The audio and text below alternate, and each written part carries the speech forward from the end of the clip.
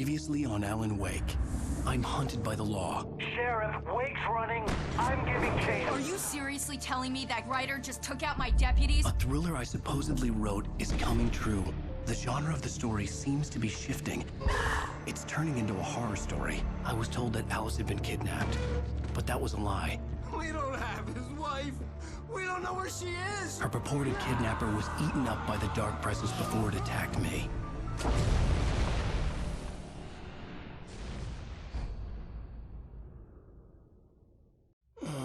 Alan, shh, baby. It was just a nightmare. Alice. There you go, Alan. Hartman. I fell. I had to give you a sedative. Don't fight it. You went through another rough period. What? Right now, it's very important that you stay calm. We don't want you to have another episode. You're a patient at my clinic. Have been for a while now. The shock of your wife's death triggered a mental illness. No, you're lying. You're suffering from various symptoms of undifferentiated schizophrenia. Bastard. It's okay, Alan. Just let go.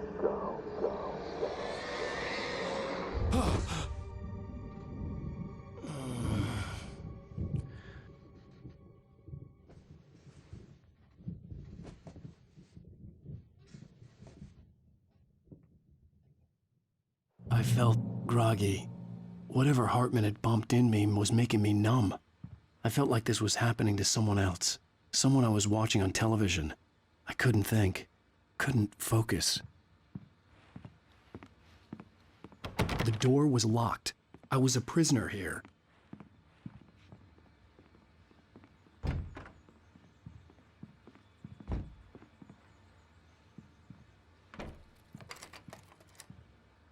Good evening, Alan. Are we feeling better now? Feeling calm? Yeah. I see you brought your pet gorilla with you. So sure, I'm calm. I get the message. Loud and clear. Quite right. That's the spirit. You're being very brave, Alan. I understand you're confused. I would be more concerned if you weren't suspicious of me. I don't blame you for it. Big of you. Now, why don't you come with me? We'll reacquaint you with my clinic and go over everything you might have forgotten. Little walk and some fresh air? Yes, it will do you good. This corridor is for patients. Most of them aren't here right now. Jack took them out for a fishing trip, except for the ones who are particularly vulnerable, of course. I encourage creativity as a part of the recovery process here at Cauldron Lake Lodge. I specialize in treating artists. I bet you do. Splendid, Alan. I honestly believe we can get this thing under control if we work together. This way, Alan.